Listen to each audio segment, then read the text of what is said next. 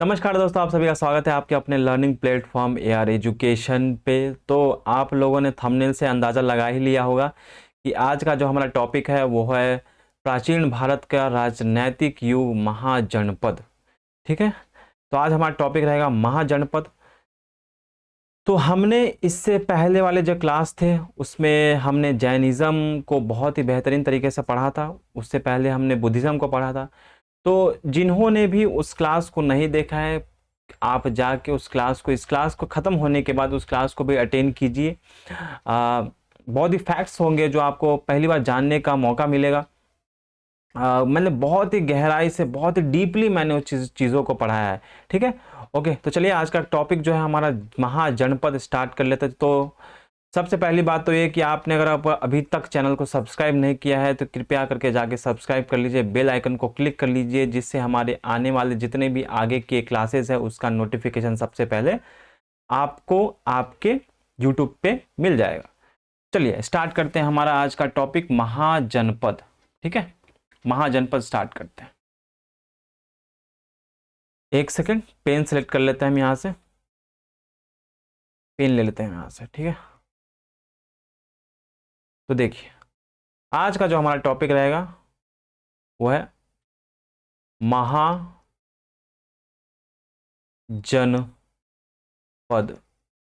महाजनपद जो है वो आज हमारा टॉपिक रहेगा। ओके, तो देखिए ये जो 1500 से 600 बीसी का जो समय काल था वो वैदिक एज का समय काल था, वैदिक आर्य का समय काल था। इसके बाद हमारे भारतवर्ष में समय बीतने के बाद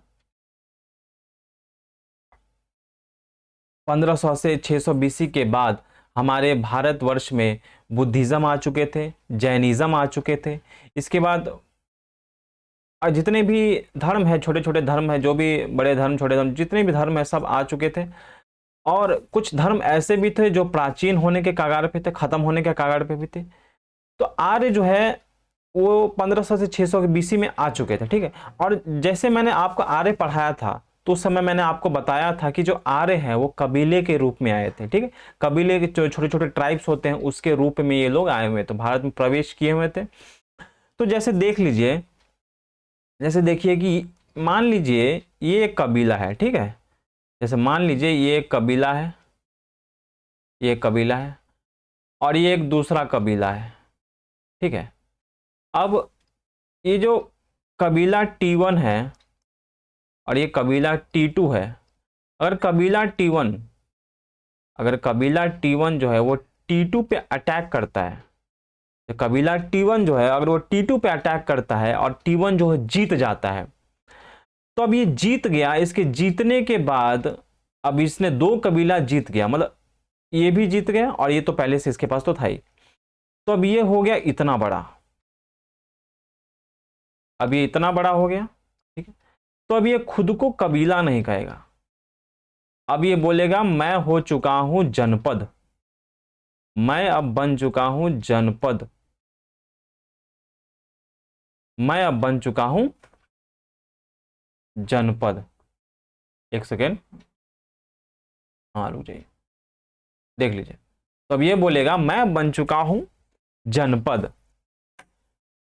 तो देखिए जैसे कि मैंने आपको बताया था कि जो 600 बीसी का समय काल था, जो 1000 से 600 बीसी का समय काल था, उसे लौह युग कहा जाता। लोहा हमारे आर्यों ने फाउंड किया था।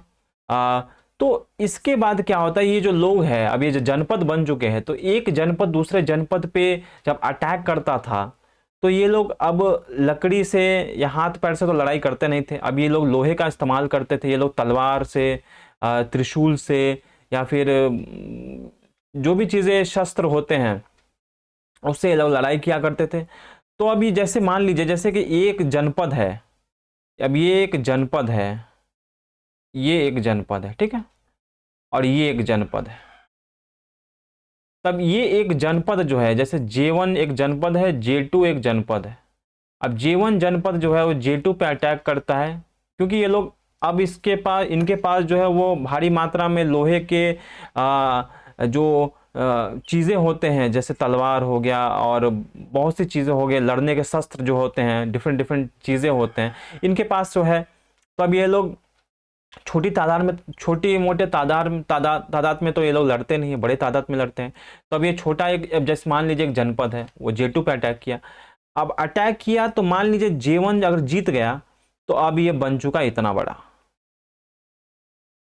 अब एक जनपद जो है दूसरे जनपद को जीत लिया तो अब ये बन चुका है इतना बड़ा, ये जो है अब ये पूरे पे राज करेगा। तो अब ये खुद को कहेगा कि मैं अब जनपद नहीं रहा।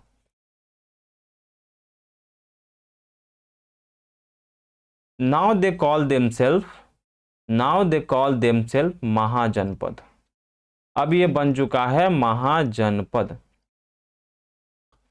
तो देखिए यहां से देखिए कि राजा रानी का जो कॉन्सेप्ट है, जो राजा हमारे भारतवर्ष में राजा का कॉन्सेप्ट है वो आया कैसे, ये सब देख लीजिए। तो इसी चीजों से आप तात्पर्य लगा लीजिए, यही चीजों से आप मान लगा लीजिए कि देखिए इसी जो कॉन्सेप्ट है, यही जो कॉन्सेप्ट है, जनपद अगर दूसरे जनपद पे अटैक करता था ये बन जाता था महाजनपद। ठीक है, ये एक बहुत ही बड़ी एरिया में अपना राज शुरू करते थे। ठीक है, तो इन्हीं में से हमारे जो चार जो मेन जो हमारे जो महाजनपद है वो जैसे देख लीजिए, जैसे एक जनपद हमारा हो गया, हमारे चार महाजनपद जो इंपॉर्टेंट महाजनपद है उसको देख लेते हैं। देखिए एक सेकंड, एक तो हो गया मगध,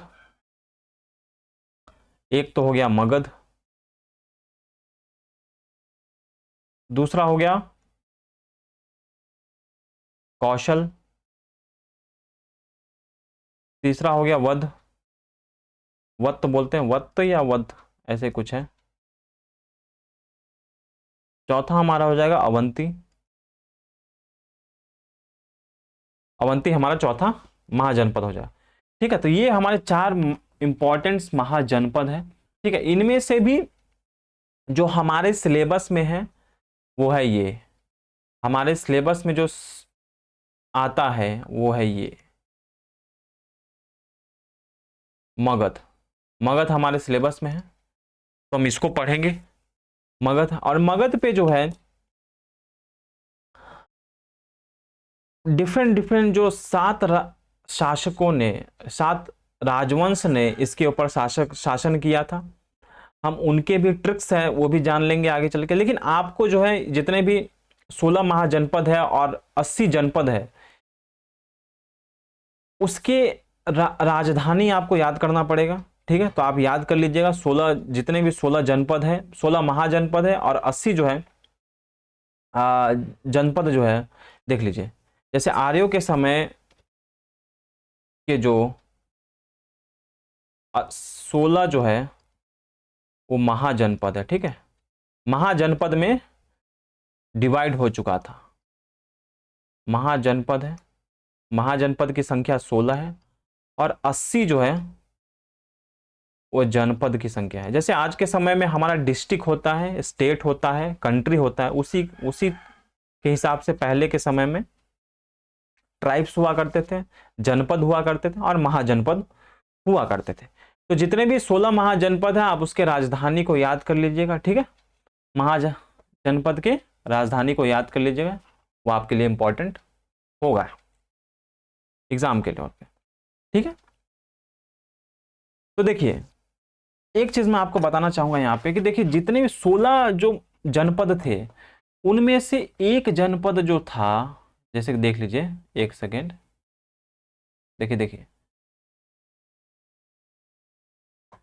जैसे देख लीजिए, जैसे कि ये जनपद है, देखिए कुरु, पांचाल, कौशल, मत्स्य, सुरसेन, वात्सा, काशी, मगध, अंग, वजी, केड़ी, अवंती, इनमें से एक ही ऐसा महाजनपद था जो कि साउथ में था। ठीक है, महाजनपद जो था वो साउथ में था और वो था ये अस्मक जो है, वो एक ऐसा मात्र महाजनपद है जो कि हमारे साउथ में दक्षिण में पड़ता है। इसकी राजधानी जो थी, एक सेकेंड रुकिएगा, इसकी राजधानी जो थी वो थी कोटन। तब इसकी राजधानी को याद कर लीजिएगा। आपके एग्जाम में कई बार पूछा जाता है कि एकमात्र महाजनपद जो है, जो साउथ में, जहां दक्षिण में था, उसका नाम क्या है या उसकी राजधानी क्या है, तो वो था अस्मक और उसकी राजधानी थी पोटन। ठीक है, देखिए इनमें से भी हम हमारे सिलेबस में जो इंपॉर्टेंट है वो है मगध।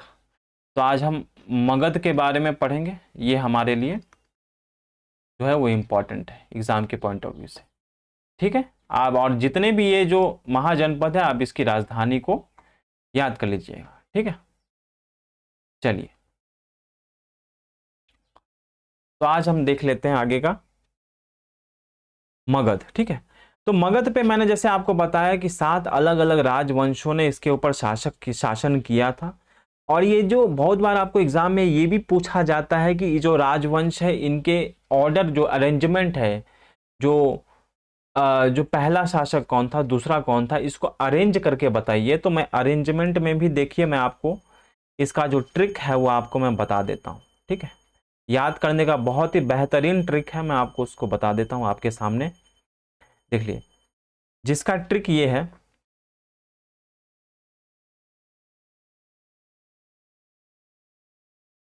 हसीन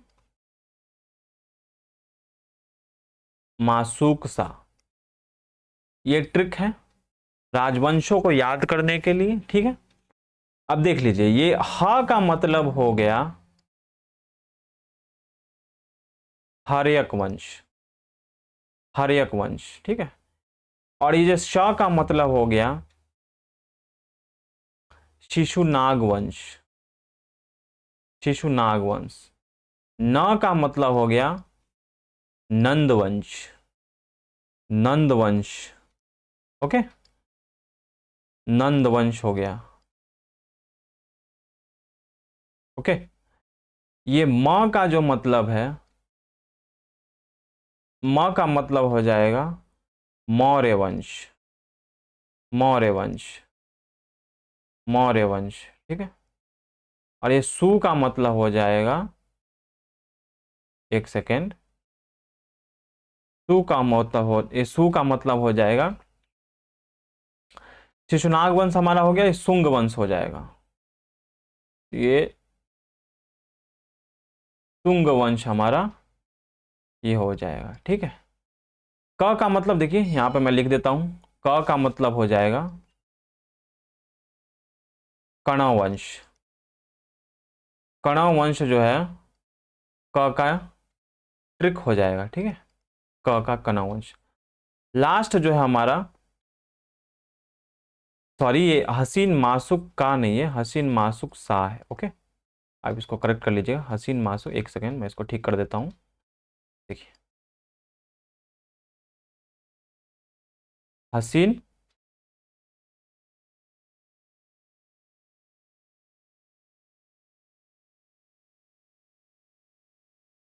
सा हो जाएगा। ठीक है, तो देखिए यहाँ पे सा का मतलब हो गया सातवाहन वंश, सातवाहन वंश। तो ये ट्रिक है राजवंशों को याद करने के लिए। ठीक है, अब इसके हम शासक को भी पढ़ लेंगे, शासक के लिए भी एक ट्रिक है बढ़िया सा। तो कहीं ना कहीं आप ये दो ट्रिक को पढ़ लीजिएगा, ये ट्रिक को आप दिमाग में रख लीजिए, तो आपके एग्जाम में 1 मार्क्स कहीं नहीं जाने वाला है।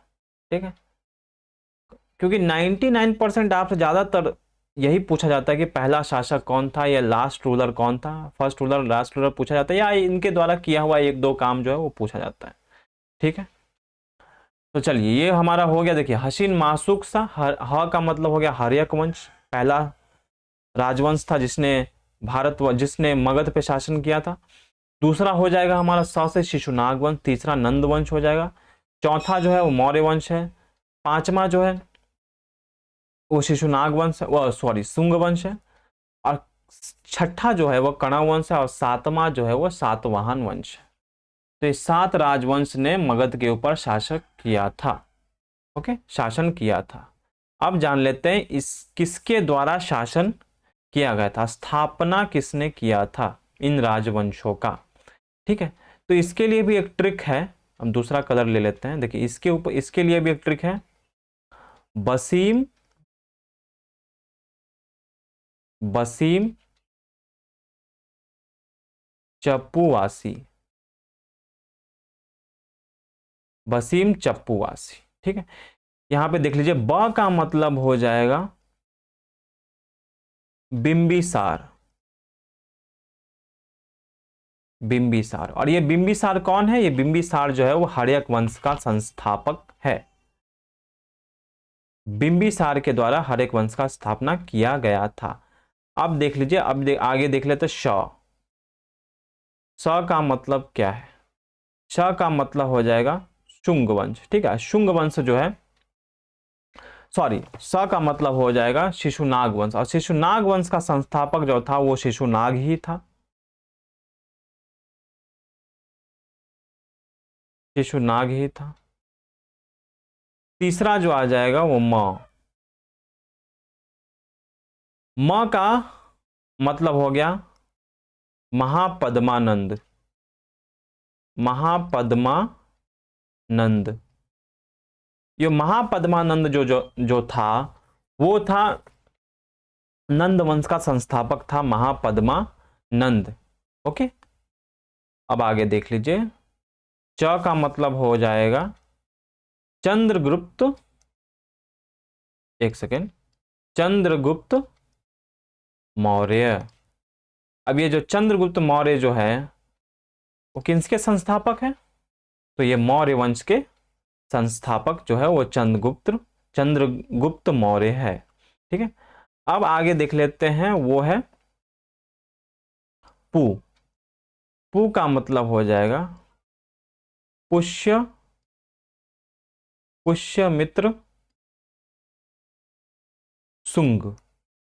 अब सुंग से तो आपको पता चल ही गया होगा, सुंग का मतलब हो गया, सुंग वंश के संस्थापक थे पुष्यमित्र सुंग। ओके, अब देख लीजिए पुष्यमित्र सुंग। अब आ जाते हैं व व का मतलब हो गया वासुदेव। अब ये वासुदेव कौन है? वासुदेव जो है वो कणव वंश के संस्थापक थे, वासुदेव। लास्ट हमारा आ जाएगा स। स कौन है? तो स का मतलब हो जाएगा स का मतलब है शिमुख। शिमुख कौन है? देख लीजिए, शिमुख कौन है? शिमुख जो है वो सातवाहन वंश का संस्थापक है, शिमुख। ठीक है, तो सबसे पहली बात जो ये ट्रिक है वो है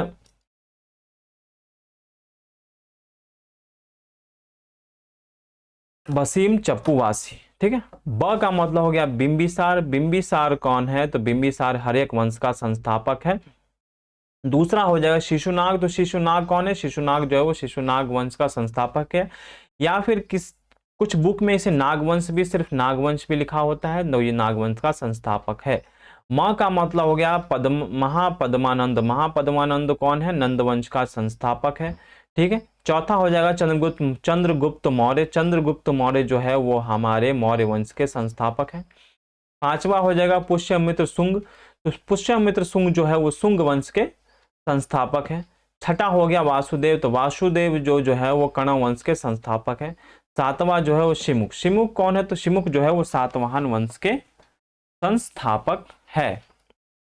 ठीक है, तो देखिए आज का लेक्चर जो है हमारा वो यही है, यही दो टॉपिक पे हमारा लेक्चर है। ठीक है, मुझे लगता है कि अगर आप ये दो ट्रिक को याद कर लीजिएगा तो आप आज का जो लेक्चर है वो खत्म है। ठीक है, इस दो ट्रिक को याद कर लीजिए, आपके लिए बहुत ही ज्यादा इंपॉर्टेंट होगा। क्योंकि ज्यादातर क्वेश्चंस जो है वो लास्ट रूलर और फर्स्ट रूलर और इनके द्वारा किया हुआ एक दो काम जो है वो पूछा जाता है। इसमें जो मेन जो है हमारा है वो है चंद्रगुप्त मौर्य। मौर्य वंश जो है हमारे लिए इंपॉर्टेंट है, उसके लिए अलग से आपको 1 घंटे का लेक्चर लगेगा। तो मैं वो लेक्चर जो है मैं कल आपको मैं करवा दूंगा। और आज जितने भी छोटे छोटे राजवंश है जिनके बारे में बस फर्स्ट रूलर या लास्ट रूलर या फिर उनके द्वारा किया हुआ एक दो काम पूछा जाता है वो हम पढ़ लेंगे। और कल हम मौर्य वंश को बहुत ही बेहतरीन तरीके से कंप्लीट करेंगे। ओके, तो चलिए पहला जो हमारा राजवंश है वो देख लेते हैं। ठीक है, एक सेकेंड, मैं पेन टैब सही कर लेता हूं। एक जगह रुक जाइएगा, एक सेकेंड। कोई अच्छा सा कलर ले लेते हैं हम यहाँ से, ये ले लेते हैं, ठीक है। चलिए, तो देखिए पहला जो हमारा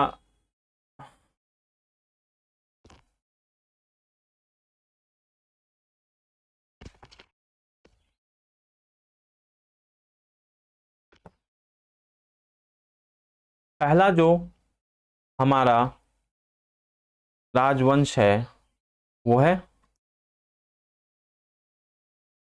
हड़यक वंश, ठीक है। हड़यक वंश। हड़यक वंश का जो फाउंडर था,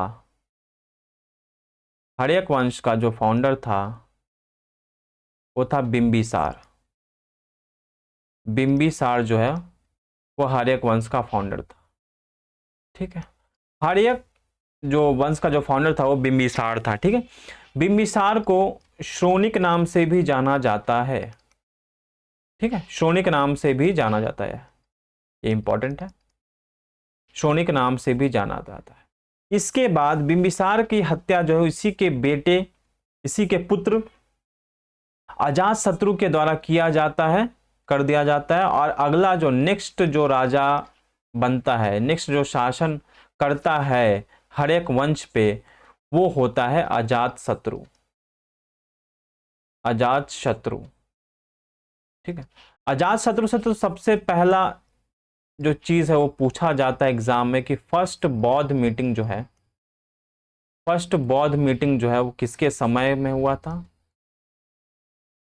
उस समय राजा कौन था, तो वो था अजात शत्रु, ठीक है। अब देख लीजिए, इसके बाद अजात शत्रु की हत्या जो है इसी के बेटे उदयन के द्वारा की जाती है, और अगला जो शासक बनता है वो बनता है उदयन। उदयन, ठीक है। और उदयन से तो एक ही चीज पूछा जाता है एग्जाम में बहुत बार, वो है कि इसने जो है ही फाउंडेड पाटलिपुत्र। पाटलिपुत्र शहर की स्थापना इसने की थी।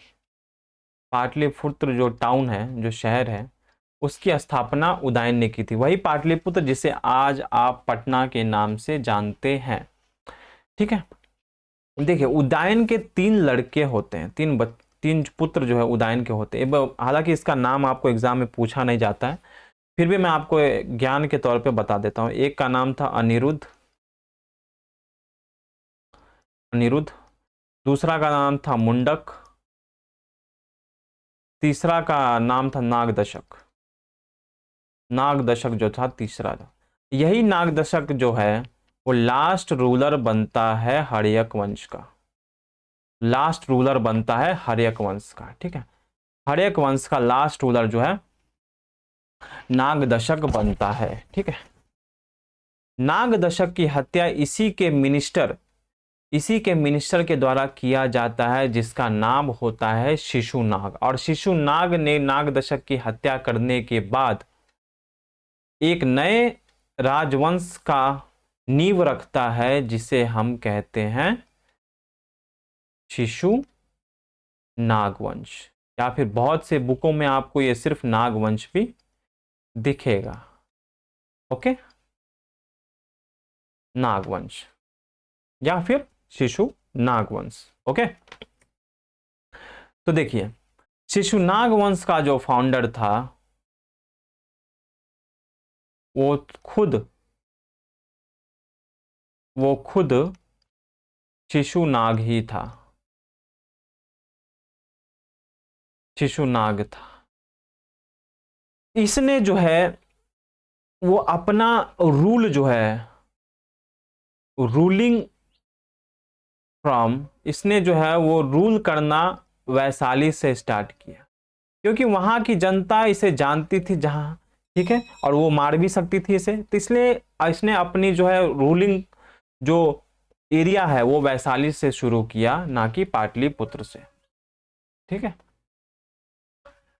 इसके बाद इसका पुत्र राजा बनता है, जिसे हम कहते हैं काल अशोक। काल अशोक जो है वो नेक्स्ट रूलर बनता है शिशु नागवंश का, शिशुनाग वंश का नेक्स्ट रूलर बनता है और इसी काल अशोक को काकवर्ण भी कहा जाता है।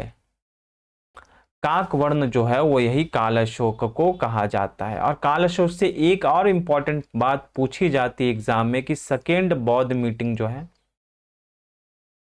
सेकेंड बौद्ध मीटिंग जो है वो काल अशोक के समय ही हुआ था। ठीक है, काल अशोक के समय ही हुआ था। इसकी हत्या इसी के बेटे नंदीवर्धन के द्वारा की गई थी, नंदीवर्धन के द्वारा की गई थी। और वो राजा बनता है अगला, अगला राजा बनता है नंदीवर्धन। नंदीवर्धन जो है अगला राजा बनता है। तो देखिए इनसे यही सब चीजें पूछा जाता है कि फर्स्ट रूलर कौन था, लास्ट रूलर कौन था, क्योंकि इन्होंने ना कोई ऐसी युद्ध लड़ी थी, ना इन्होंने कोई ऐसा बड़ा काम किया था जिससे कुछ चीजें पूछे जाएंगे। तो नहीं, इनसे कुछ चीजें पूछे नहीं जाते एग्जाम में, जो चीजें हैं मैं वही बता रहा हूँ। ठीक है, इनसे कुछ उतना चीज पूछा नहीं जाएगा आपको एग्जाम में। इन्होंने ऐसा कुछ काम किया भी नहीं था जो आपसे पूछा जाएगा। ठीक है,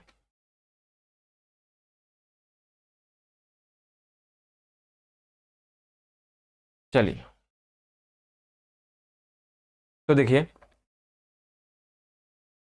अब जो है अगला राजा जो बनता है वो है नंदीवर्धन। ठीक है, नंदीवर्धन को देखिए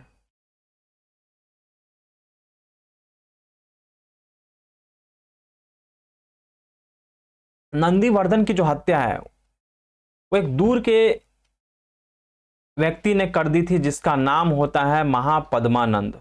ठीक है, और महापद्मानंद ने फिर वहां से एक नए राजवंश की स्थापना की जिसे कहा जाता है नंदवंश। ठीक है, देखिए यहाँ इस काल में क्या हो रहा था कि जो पिता है, जो पिता की हत्या है वो पुत्र कर रहा था।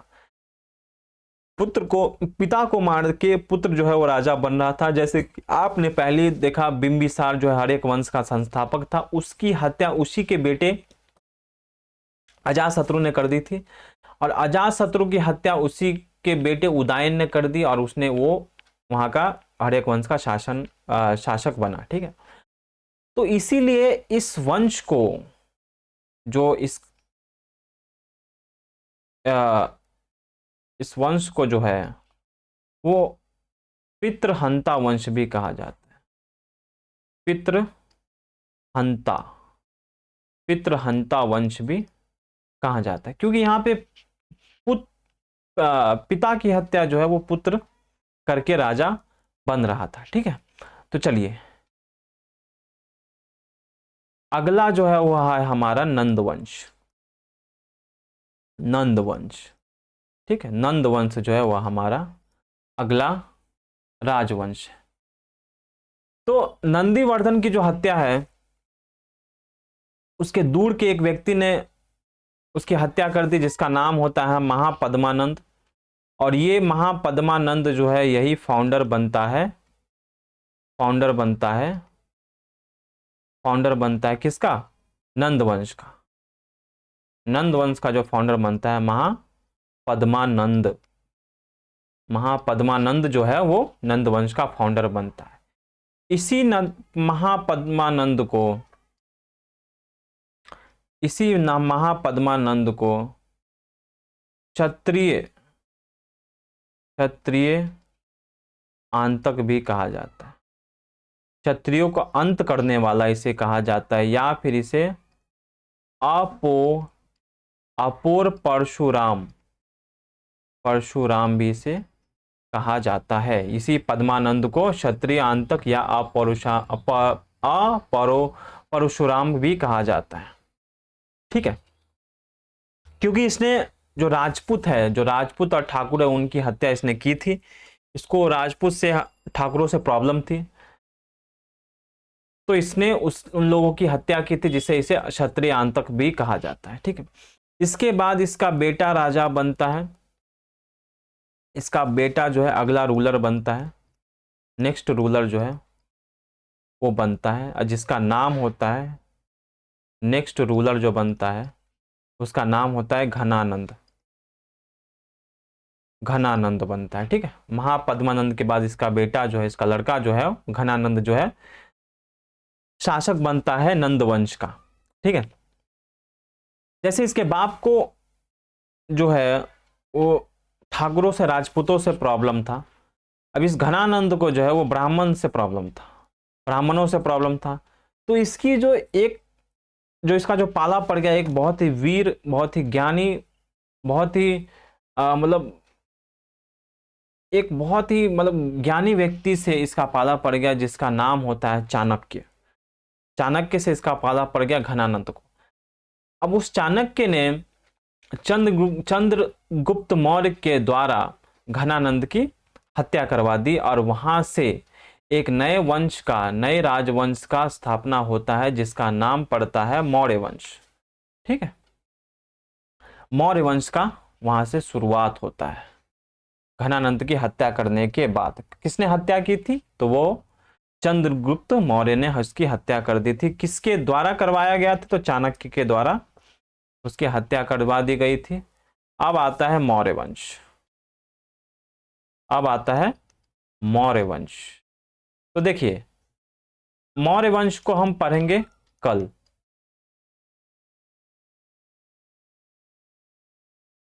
कल हम मौर्य वंश को पढ़ेंगे, क्योंकि मौर्य वंश बहुत लेंदी है, ठीक है। बहुत ही मतलब उसके, उनसे बहुत सी चीजें पूछे जाते हैं उस वंश के अंदर से। तो हम इस वंश को कल पढ़ेंगे। इसके लिए एक मिनिमम जो है 1 घंटा का क्लास लगेगा। तो हम इसको आज छोड़ देंगे मौर्य वंश को। इसके आगे के जितने भी वंश हैं उनको पढ़ लेंगे, जिनके छोटे छोटे टॉपिक्स हैं, जैसे छोटे छोटे चीजें पूछे जाते हैं एग्जाम में, वो हम खत्म कर लेंगे।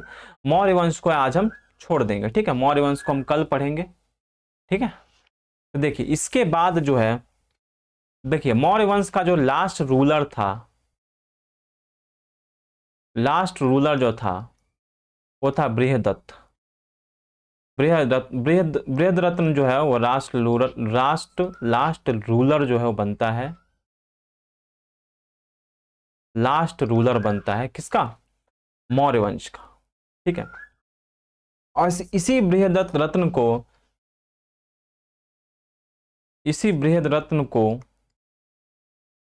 उसके ही सचिव ने उसकी हत्या कर दी, और हत्या करने के बाद एक नए वंश का स्थापना करता है, जिसे कहते हैं शुंग वंश। किसने हत्या कर दी थी? तो वो कर दिया था पुष्यमित्र शुंग ने।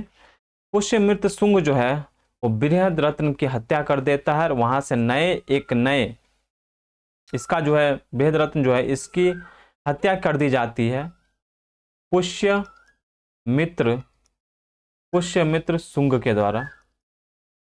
पुष्यमित्र शुंग के द्वारा जो है इसकी हत्या कर दी जाती है, और यहां से एक नए वंश का स्थापना होता है, नए वंश का जो है स्थापना होता है, जिसे हम कहते हैं शुंग वंश। शुंग वंश जो है, शुंग वंश जो है यहां से स्टार्ट होता है, ठीक है। तो शुंग वंश का हम पहले देख लेंगे, जो चीज एग्जाम में पूछी जाती है कि फाउंडर कौन है। तो शुंग वंश का जो फाउंडर था वो था, शुंग वंश का जो फाउंडर था, सबसे पहली बात, शुंग वंश का जो फाउंडर था वो था पुष्यमित्र पुष्यमित्र शुंग। पुष्यमित्र शुंग जो है वो शुंग वंश का फाउंडर था। शुंग वंश ही पहला वंश है, पहला राजवंश है, फर्स्ट फर्स्ट फर्स्ट राजवंश जो है, जो कि एक ब्राह्मण ब्राह्मण वंश है। पहला ऐसा राजवंश है जो कि ब्राह्मण वंश है। ब्राह्मण वंश की स्थापना यहीं से, शुंग वंश वालों ने ही ब्राह्मण वंश की स्थापना की थी। यहां से एक ब्राह्मण वंश का शुरुआत होता है, ठीक है, जिसके फाउंडर थे पुष्यमित्र शुंग, ठीक है। पुष्यमित्र शुंग जो है वो शुंग वंश के संस्थापक थे। इसने अपनी राजधानी जो है, इसने अपनी राजधानी जो है वो बनाई थी विदिशा को। विदिशा को अपना राजधानी बनाया था। ये विदिशा पड़ता है मध्य प्रदेश में, मध्य प्रदेश में ये विदिशा पड़ता है। इसे इसने अपनी राजधानी बनाई थी। ठीक है। इसी के दरबार में एक बहुत ही महान व्यक्ति रहते थे जिनका नाम था पतंजलि। पतंजलि जो है, पतंजलि जो है वो जो रामदेव बाबा जो जिसकी जिसके जिनके नाम से उन्होंने जो आयुर्वेदिक जो की जो चीज़ें उन्होंने जो एक स्थापना किया हुआ है, वही उन्हीं का नाम था पतंजलि। ठीक है। वो जो है वही वही पतंजलि जो है वो इनके शुंग वंश के दरबार में रहा करते थे। ठीक है। इन्हीं के द्वारा दो अश्वमेध जो है पुष्यमित्र शुंग ने करवाई थी। पुष्यमित्र शुंग जो है वो दो क्या कहते हैं उसे, दो अश्वमेध को जो है पुष्यमित्र शुंग ने करवाया था। ठीक है। इसी पतंजलि के द्वारा। और इसी शुंग वंश में के समय, इसी शुंग वंश के समय, इसी शुंग वंश के समय भारत की पहली स्मृति मनुस्मृति का भी निर्माण हुआ था। ठीक है। India's India's first India's first smriti, जिसे हम मनुस्मृति कहते हैं, मनुस्मृति, वो शुंग वंश के समय ही लिखा गया था। ठीक है। शुंग वंश के समय ही मनुस्मृति ग्रंथ जो है उसका निर्माण शुंग वंश के समय ही हुआ था। इसका जो लास्ट रूलर था जो था लास्ट रूलर जो था वो था देवभूति। देवभूति। ठीक है। देवभूति जो है वो लास्ट रूलर था, जो कि एक सचिव था। लास्ट रूलर जो था वो सचिव देवभूति था। अब यहां से देख लीजिए। ठीक है। यहां से जो देख लीजिए, देवभूति की जो हत्या है, देवभूति की जो हत्या है उसी के सचिव वासुदेव के द्वारा कर दी जाती है। और वहां से ही एक नए वंश का स्थापना होता है जिसे हम कहते हैं कणव वंश। कणव वंश का स्थापना होता है। कणव वंश, कणव वंश के संस्थापक जो थे, फाउंडर जो थे, वो थे वासुदेव।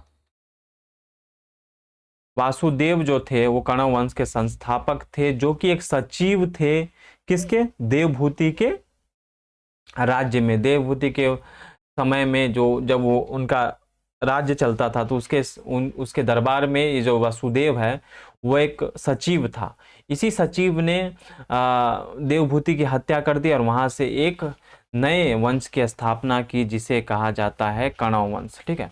कणव वंश से उतना कुछ पूछा जाता है नहीं, तो मैं इसका फर्स्ट रूलर और लास्ट रूलर लिख दूंगा, आपको वो याद कर लीजिएगा बस। बहुत बड़ी बात हो गई वहां से।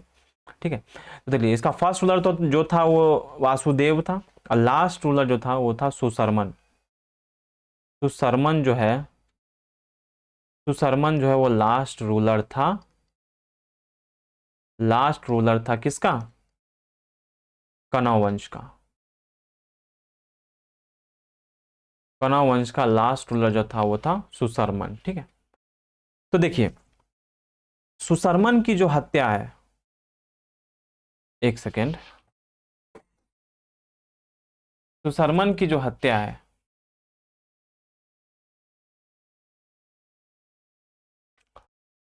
सुशर्मन की हत्या जो है वो कर दी जाती है। इसकी हत्या जो है वो कर दी जाती है सिमुख के द्वारा। और यही सिमुख जो है वो आगे चल के एक वंश की स्थापना करता है जिसे कहा जाता है सातवाहन वंश। सातवाहन वंश की स्थापना करता है सिमुख। तो सातवाहन वंश का अब यहाँ से देख लीजिए फाउंडर जो है, इसका फाउंडर जो है वो हो जाएगा तिमुख, चिमुख हो जाएगा।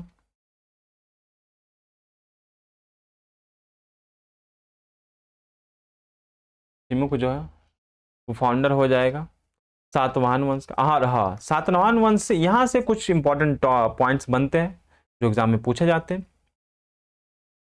अब देख लीजिए, सिमुक जो है इसका फाउंडर बनता है सातवाहन वंश का। इसके बाद जो है वो शासक बनता है, इसका नेक्स्ट रूलर जो बनता है वो है सतकर्णी प्रथम। सतकर्णी प्रथम जो है वो राजा बनता है। सतकर्णी सतकर्णी प्रथम जो है वो राजा बनता है। यही इसी सतकर्णी प्रथम को सतकर्णी की उपाधि धारण करने वाला पहला शासक भी माना जाता है। सतकर्णी प्रथम को सतकर्णी प्रथम का उपाधि धारण करने वाला पहला शासक भी इसे माना जाता है। ओके, इसके बाद देख लीजिए, इसके बाद जो है वो डायरेक्ट हम आ जाएंगे 17th रूलर पे, क्योंकि इसके बीच के जितने भी रूलर थे उन्होंने उतना कुछ किया नहीं था, उनसे क्वेश्चन बनते भी नहीं है। तो इसके बाद जो 17th रूलर जो है वो होता है हाल। हाल जो है वो 17th रूलर बनता है।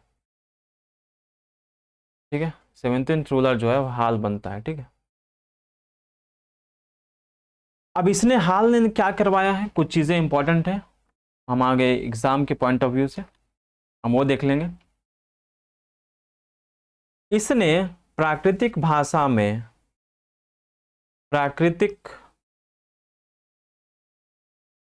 प्राकृतिक भाषा में एक पुस्तक का निर्माण कराया जिसे कहा जाता है गाथा सप्तावली, गाथा सप्तशली। इस बुक का निर्माण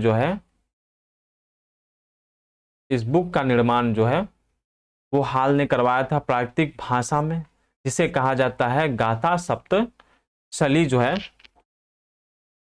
कहा जाता है। ठीक है, चलिए इसके बाद हम देख लेते हैं, इसके बाद जो है अगला रूलर जो है वो हम देख लेंगे कि अगला रूलर कौन है। तो इसके बाद जो है वो अगला रूलर जो बनता है वो बनता है यज्ञ सत्यकर्णी।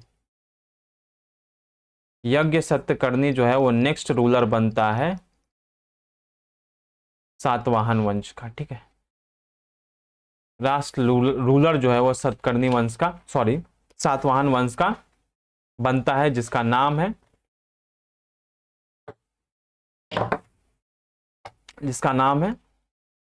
यज्ञ सत्यकर्णी। ठीक है, ये लास्ट रूलर जो है हमारा सातवाहन वंश का बनता है। देखिए ये यज्ञ सत्यकर्णी से एक चीजें पूछा जाता है एग्जाम में, इसके सिक्कों पे, इसके कॉइन्स पे जो है जलयान का चित्र बना हुआ होता है। ठीक है, इसके सिक्कों पे जो है जलयान का चित्र बना हुआ होता है। इसका जो सातवाहन वंश का जो लास्ट रूलर जो था सातवाहन वंश का वो होता है पुलुयामी। पुलुयामी जो है वो लास्ट रूलर होता है सातवाहन वंश का। ठीक है, सातवाहन वंश से कुछ इंपॉर्टेंट पॉइंट्स जो है वो पूछे जाते हैं एग्जाम में, वो की है कि ये पहला ऐसा वंश था जिसने ब्राह्मणों को भूमि दान में देना शुरू किया था। ठीक है, और 2 पॉइंट्स ये बनते हैं इसके एग्जाम में कि जो कि सोना चांदी के जो कॉइन्स हुआ करते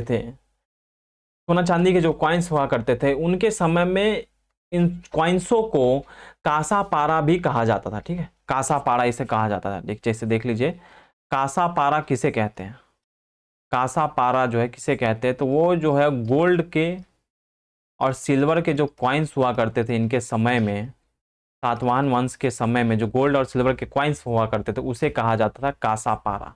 ठीक है, ये पहला ऐसा एक राजवंश है जिसने शीशे के सिक्के बनाना शुरू किए थे। शीशे के सिक्के जो है वो फर्स्ट टाइम इन्होंने शीशे के सिक्के को जारी किया था इनके राजवंश के समय में। तो सातवाहन वंश से इतने ही चीजें पूछे जाते हैं अब एग्जाम में। कल हम मौर्य वंश को शुरू करेंगे, ठीक है।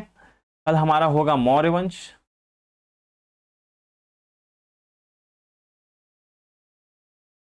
ओके, कल हमारा रहेगा मौर्य वंश, क्योंकि मौर्य वंश अपने आप में एक बहुत ही बड़ा टॉपिक है और उससे क्वेश्चंस बनते हैं। आप लोगों को पता भी होगा कि उससे मौर्य वंश से एक बहुत ही फेमस टॉपिक है मौर्य वंश एसएससी और रेलवे के लिए, जहाँ से क्वेश्चंस बनते हैं, अच्छे खासे तौर पे क्वेश्चंस बनते हैं उससे।